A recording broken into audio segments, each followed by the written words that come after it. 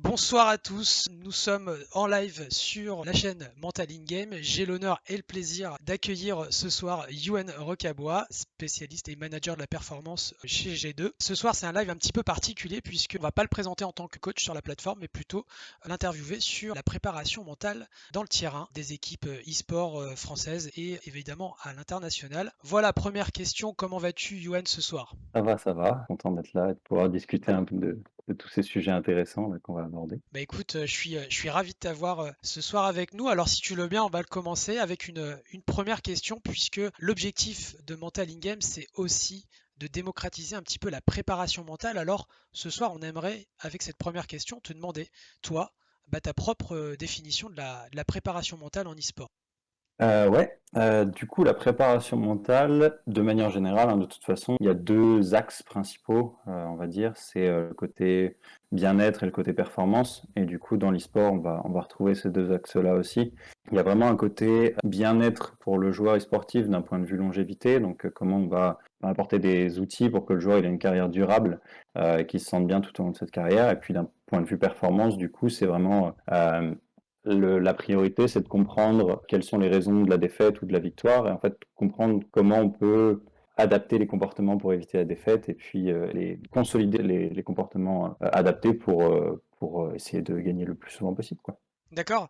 Donc il y a une notion de plaisir, de bien-être aussi. Il n'y a pas que des compétences mentales à acquérir, c'est aussi retrouver ou trouver du bien-être dans la pratique, parce que c'est pas toujours le cas de l'expérience que tu en as. C'est pas toujours le cas, non. On a quand même, on est sur une pratique qui demande beaucoup de répétitions et dans un cadre qui prend énormément de temps dans la vie de tous les jours et dans la vie générale. Donc forcément, il y a des moments où quand le jeu qui prend énormément de place dans la vie quotidienne et du coup dans la vie professionnelle, si les choses ne vont pas dans le bon sens ou si on sent qu'il y a un peu de stagnation, bah forcément, ça va apporter des situations difficiles, ça va apporter des sentiments un peu désagréables ou des émotions un peu désagréables. Mhm. Donc, ouais, il y a un côté aussi où la carrière de certains joueurs sportifs, elle est sûrement ralentie et parfois même arrêtée parce qu'il y a un manque de bien-être, il y a un manque de développement personnel dans certaines carrières parce que l'environnement le veut actuellement, quoi. Et selon toi, quelles sont les équipes françaises aujourd'hui du tiers 1 que tu connais et qui ont un préparateur mental actuellement dans leur staff? Il y en a de plus en plus, je dirais. Là, tu parles uniquement française ou internationale aussi? Dans un premier temps, ouais, on peut essayer de voir quelles sont les équipes françaises qui ont un Ouais. préparateur mental. Après, on peut aller sur l'international et je pense que c'est peut-être le terrain où tu es peut-être plus à l'aise puisque tu as plutôt été sur les équipes Euh, inter. Après, on connaît à peu près, je ne vais pas tous les avoir en tête, mais Vita en ont, LDLCOL ils en ont, BDS ils en ont, la K-Corp, Mandatory, GameWard, c'est pas forcément un spécialiste prépa mentale, mais on va quand même avoir des aspects performance, donc on va s'approcher par l'autre côté de la perf, mais on y touche quand même. Je crois que BMS en ont aussi. En fait, je crois que toutes les orgs.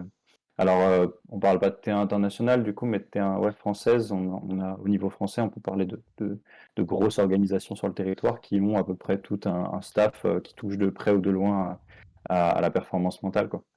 Donc ouais, globalement, 80% des équipes françaises ont un préparateur mental à disposition, en tout cas un staff performance, parce que Ouais, finalement la préparation mentale englobe plusieurs domaines, hein. Il n'y a pas que le mental, hein, aussi l'aspect physique. À ouais, l'international, carrément. donc là ton terrain de jeu, on va dire, notamment avec G2 et Navi, on a aussi un staff performance comme ça.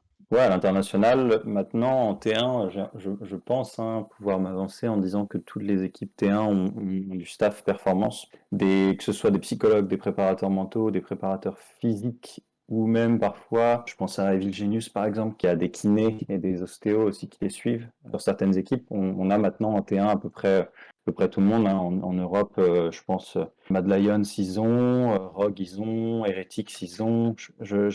J'ai pas tout en tête. SK, je C'est sais déjà pas pas mal s'ils ont déjà. du monde, mais ouais, en Europe, à peu près tout le monde a ce qu'il faut. En Amérique du Nord et en Asie, tout le monde a tout. En Asie, je sais pas exactement. J'ai pas trop de feedback.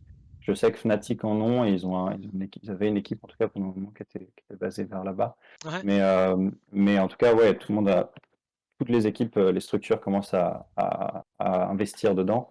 Et du coup, avec les joueurs que tu as accompagnés jusqu'à présent, quel retour tu pourrais nous faire sur leur perception de la préparation mentale par les joueurs et par les structures aussi globalement? C'est encore nouveau. Forcément, on est encore. Quand je dis que tout le monde commence à avoir des staff performance, c'est que bah, il y a des pôles qui grossissent chacun à leur vitesse, chacun de leur côté. On n'a pas vraiment une intégration globale de la perf avec une ligne de conduite comme une fédé pourrait l'imposer, vu que tout le monde investit de son côté.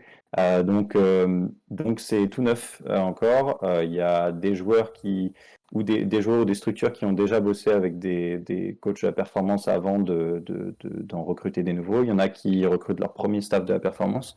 Et du coup, euh, on n'a pas encore une vision claire de ce qu'on attend, on n'a pas encore une vision claire des missions qu'on va donner à un performance coach. On a une vision globale ou générale en attendant ces axes là, principaux qui sont de faire en sorte que le groupe fonctionne bien, que le groupe tourne bien, que les équipes, que les joueurs ils puissent gérer leur stress de manière générale, mais on a encore un manque de connaissances de base en fait sur ce qu'on demande à un coach de la performance et puis ce qu'il va pouvoir apporter aussi en fonction de son parcours et ses spécialités, quoi.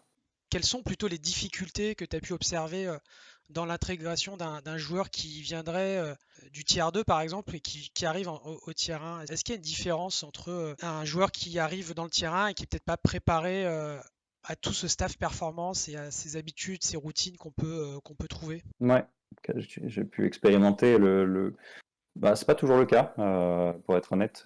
Ça va vraiment dépendre.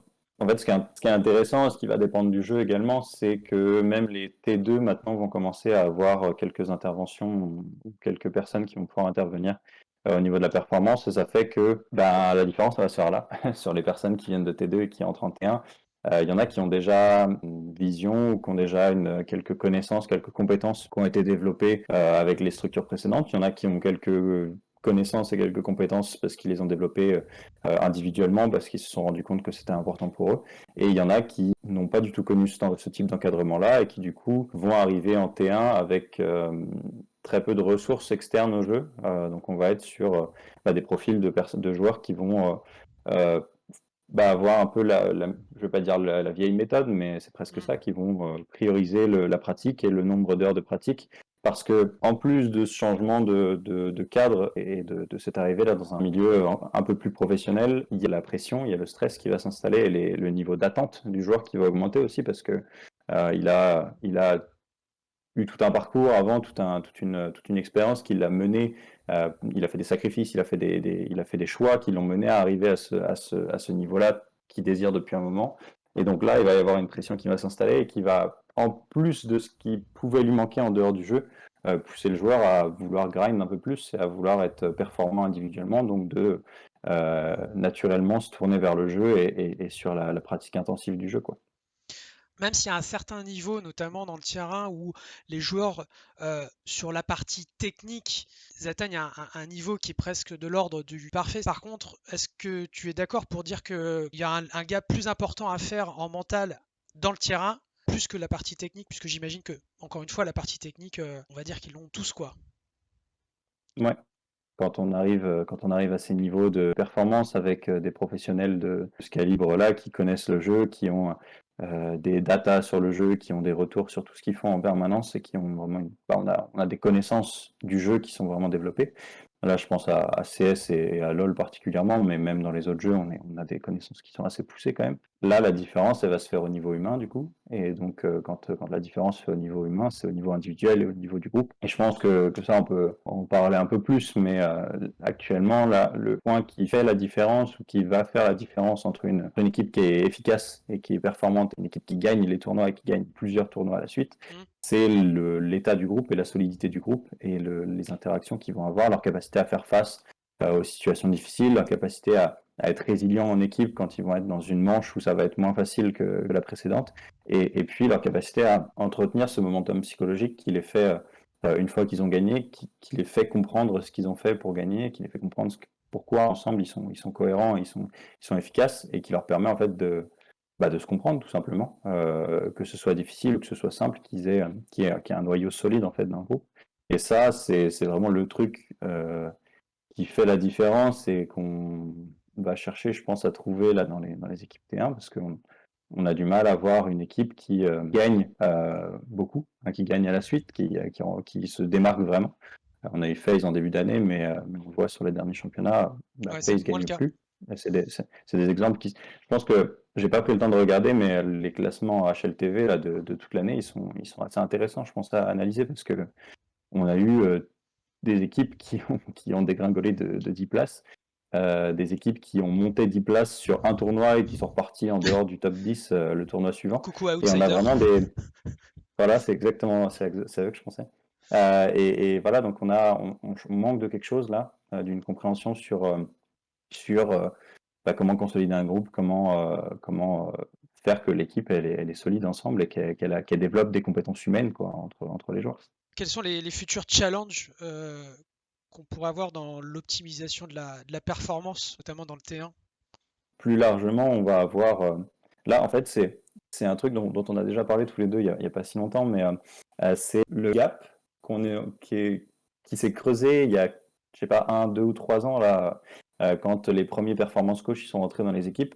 Il y a eu une sensibilisation de certaines équipes qui ont décidé de faire entrer des personnes pour la performance mentale et la performance physique, enfin la performance générale, holistique, non, mais avec les joueurs qui se sont démarqués. Je pense à Astralis, je pense à Mad Lion, je pense à Rogue, ceux que j'ai en tête, euh, qui se sont démarqués à ces moments-là. Et en fait, depuis, on est un peu dans cette période de ça a fonctionné avec certaines équipes, du coup, tout le monde recrute en T1 des performance coach, du staff.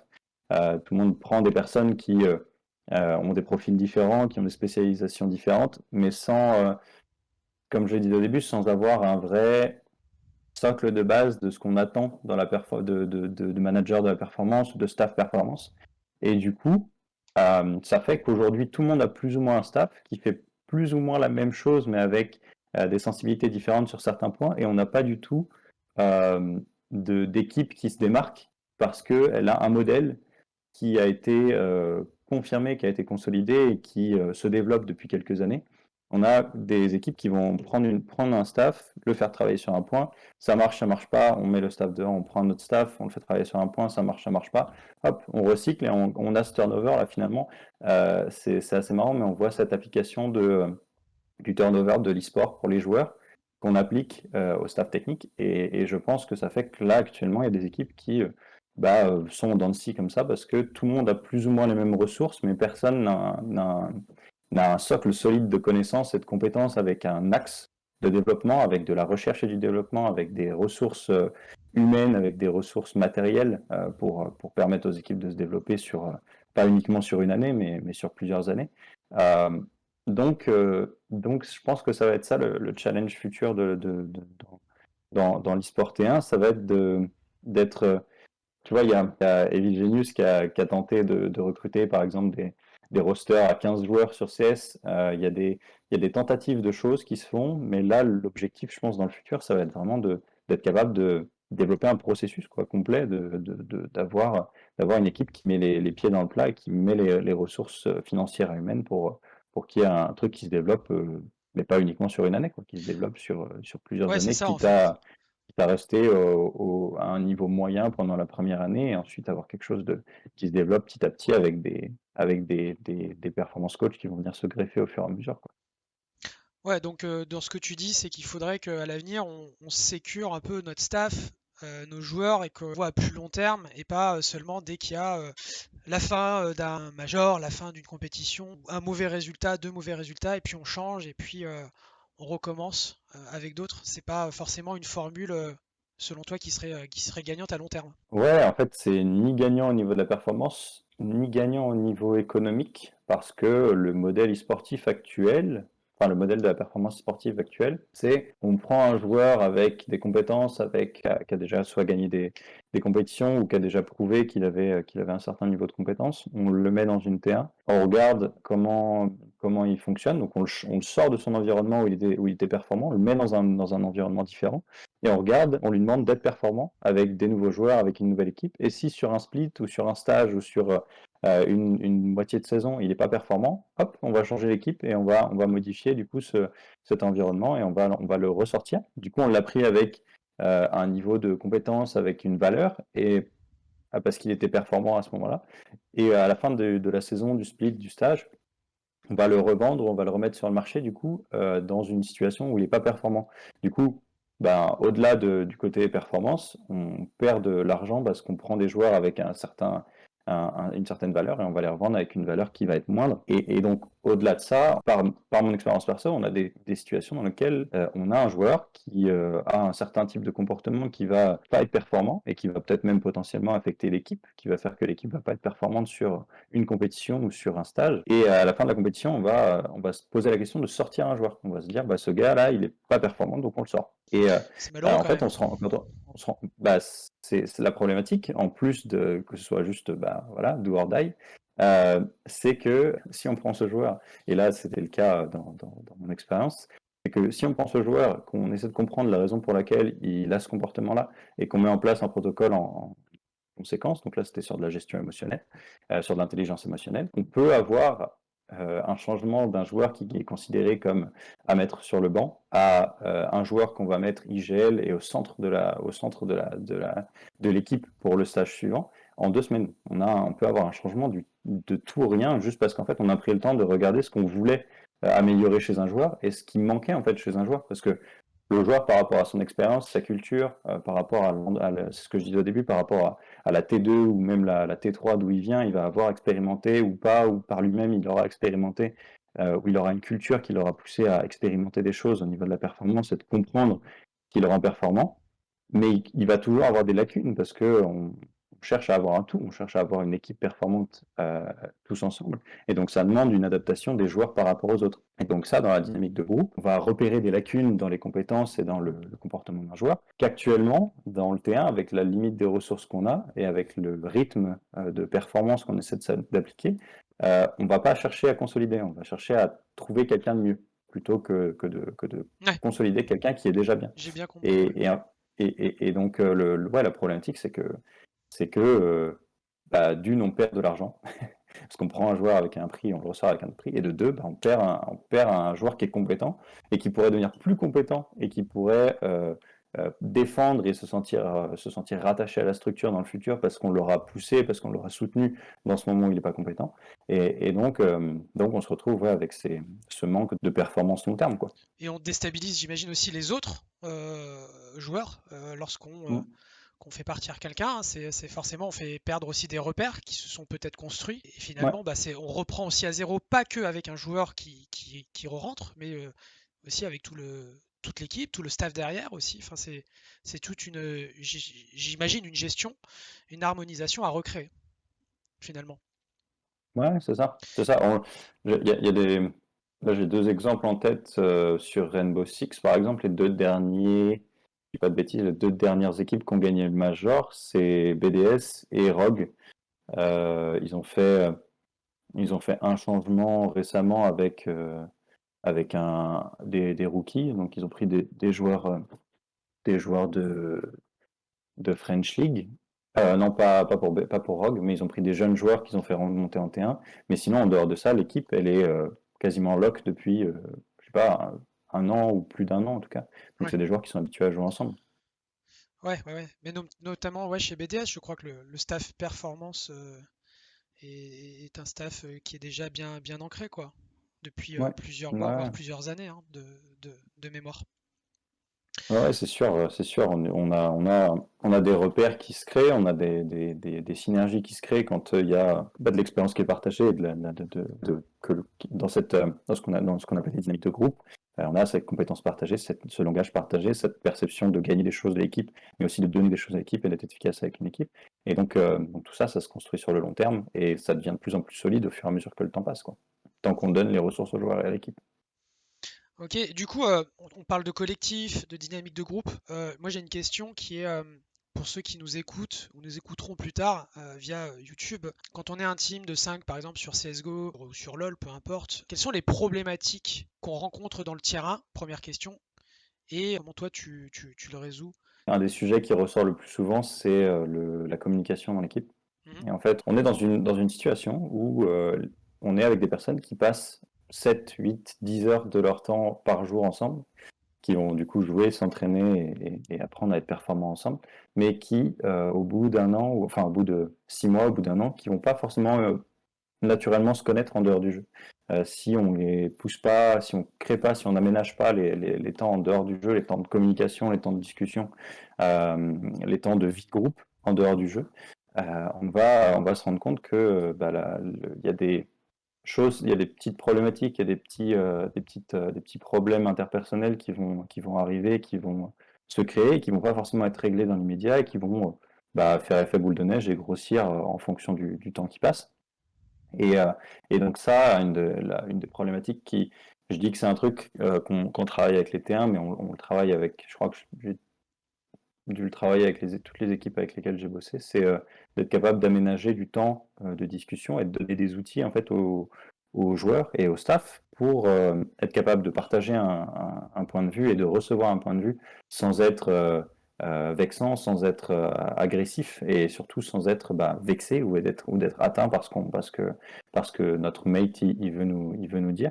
Et ça, c'est un des trucs quand je parle de synergie d'équipe, de différence, de choses qui font la différence entre une équipe qui est performante et une équipe qui gagne, c'est que euh, on est, euh, on est dans un monde qui est tellement compétitif et où l'ego il est tellement important, on est tellement focus sur la performance en permanence Ouais. que c'est difficile de prendre du recul et on n'a pas forcément les compétences sociales pour partager son point de vue et pour donner un retour constructif à ses mates alors qu'on passe énormément de temps ensemble et que ben, les premiers auxquels il va falloir s'adapter, c'est nos mates parce que ben, c'est avec eux qu'on va gagner. Donc, si on n'est pas capable de recevoir ou de donner du feedback, l'équipe ne peut pas tourner ou elle peut pas tourner sur le long terme en tout cas. Après, en dehors de tout ça, avec le groupe, on travaille sur, bah, dans cette même dynamique-là, hein, de créer une synergie de groupe, de créer une dynamique de groupe.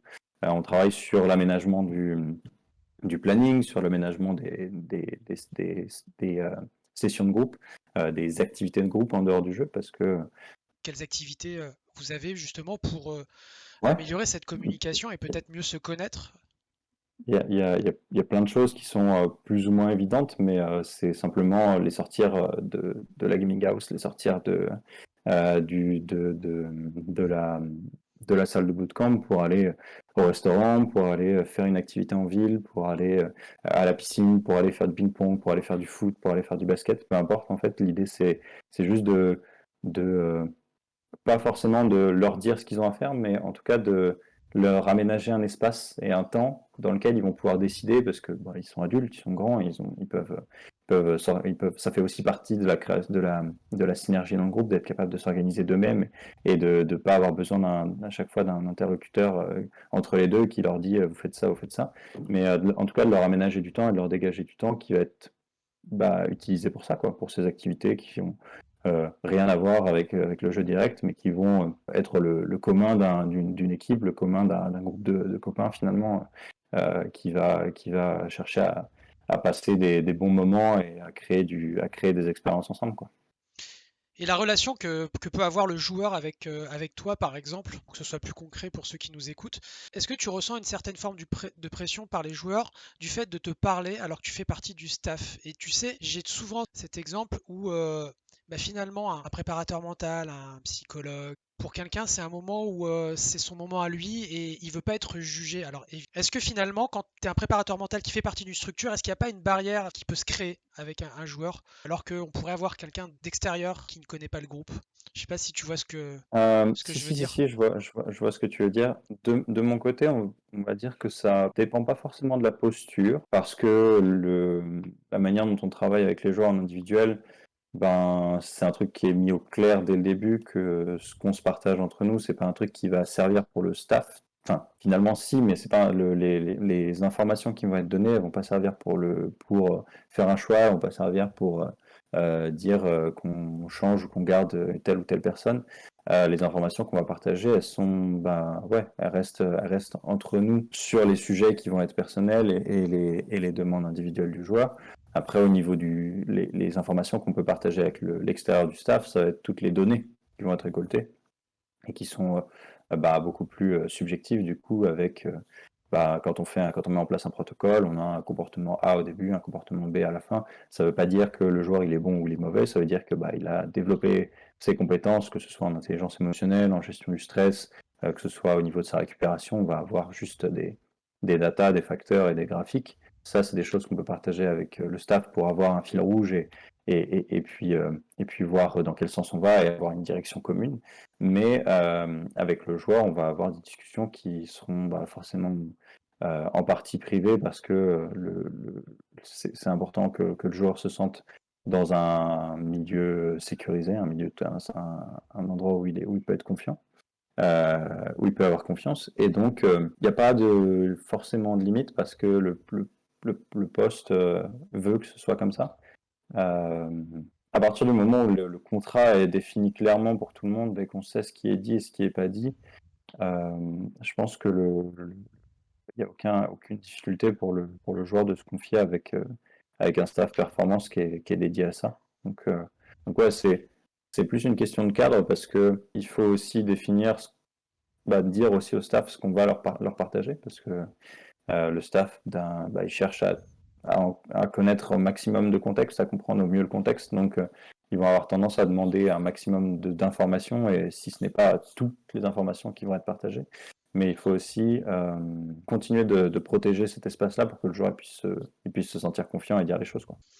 Bon, ok, en tout cas, merci Yuen de nous avoir partagé un petit peu ton expérience du tiers 1. On va finir avec une dernière question et peut-être un conseil pour ceux qui nous écoutent et qui nous regardent.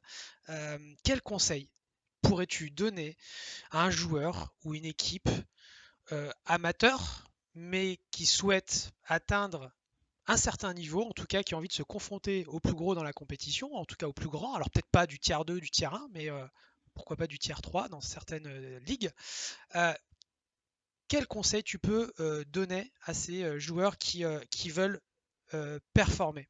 Il y a plein de choses à dire. Je pense que le plus important, c'est de comprendre le processus, le procédé, le protocole. Et donc, pour ça, ça demande d'avoir des traces écrites, des enregistrements, des carnets de route, des carnets de bord. Et ça, que ce soit individuellement pour le joueur à la fin de ses journées, d'avoir une trace écrite de ce qu'il a fait, de comment il s'est senti, de ce qu'il doit améliorer pour le lendemain, de ce qu'il a bien fait dans la journée, ou que ce soit pour l'équipe, avec une trace écrite de même chose, ce qu'on a bien fait dans la journée, comment on a été efficace, pourquoi on a été mauvais, pourquoi il y a eu un drop de motivation à un moment, pourquoi à ce moment-là on a vraiment été fort et on a eu une synergie de ouf avec l'équipe. Ok, alors Parce attends, je que te coupe, excuse-moi, je te coupe. Donc il suffit pas simplement de jouer, de grinder le jeu, il faut avoir cette autodiscipline déjà de pouvoir se faire ses propres feedbacks. Si tu es capitaine, de faire des feedbacks sur l'équipe, de pouvoir noter. Finalement, c'est quoi? C'est avoir une routine, c'est Ouais, ça? ça fait partie des routines. C'est essayer de comprendre la photo en entier, quoi. Essayer de tout comprendre, de comprendre c'est quoi, ce que c'est que notre environnement et comment on interagit dedans. Et ça, en fait, c'est ce qui fait la différence, d'une au niveau de la motivation, parce que quand on se réfléchit sur le cadre qu'on a, on peut réfléchir sur les choses sur lesquelles on a de l'influence et les choses sur lesquelles on n'a pas d'influence, parce que c'est random. Et en plus, on a cette compréhension, une fois qu'on commence à gagner, on peut recommencer à gagner. Et une fois qu'on commence à perdre, on peut regarder ce qui fonctionnait quand on gagnait pour y revenir, ou pour essayer de retrouver en tout cas une partie des choses qui ont fonctionné, pour continuer de progresser et puis continuer d'avoir cette motivation ou cette stimulation là, positive pour continuer de progresser en équipe et de faire de son mieux. Donc ouais, c'est vraiment faire. Je sais pas, je saurais pas En tout cas, comment on ce peut serait le le conseil de synthétiser garder au une cours, mais trace écrite de ce qu'on fait, ouais, c'est ça. d'avoir une idée du cadre dans lequel on évolue et de pouvoir à n'importe quel moment, lorsqu'on performe ou sous-performe, de se dire bon bah qu'est-ce qui a marché, qu'est-ce qui a pas marché, je peux reprendre telle Ouais, note, tel jour on a fait tel match, on a gagné, pourquoi? Parce que j'ai noté que, ou on a noté que on a utilisé telle stratégie ou telle stratégie, et c'est comme ça qu'on peut, c'est comme ça en tout cas que tu conseilles de travailler si on veut aller plus loin. ouais, ouais, c'est presque comme une boîte noire finalement. Quand il y a un truc qui fonctionne pas, on aura une trace de ce qu'on doit améliorer. Quand il y a un truc qui fonctionne, on a toujours cette trace de ce qui fonctionne et puis ça nous pousse à être meilleur ou à continuer d'être bon comme ça au moins, quoi. Donc, Bon, super. Yuen, merci encore une fois d'avoir participé à cette interview, à ce live Mental in Game. Vous en retrouverez d'autres, évidemment, c'est pas le dernier. Yuen reviendra nous voir avec plaisir, je l'espère, Yuen, pour ouais. d'autres interviews, pour d'autres explications, afin de démocratiser la préparation mentale. Vous le savez, c'est notre leitmotiv sur Mental in Game. On veut rendre accessible au plus grand nombre ce domaine, la préparation mentale. Donc, suivez-nous sur les réseaux. On est sur Twitter, Insta et évidemment Discord, le site internet mentalingame.com. Et pour ce qui est de Yuen, même si vous le connaissez pour la plupart, je remets ces liens en description YouTube pour que vous puissiez le suivre lui aussi dans sa quête de la performance des structures e-sport en France et à l'international. C'est tout ce qu'on te souhaite. Carrément, carrément. On va Euh, voir ce que le futur nous réserve. ouais, bon écoute, on verra ce que l'avenir te réserve. En tout cas, on te soutient et on espère que les opportunités vont arriver. Un petit mot de la fin te concernant?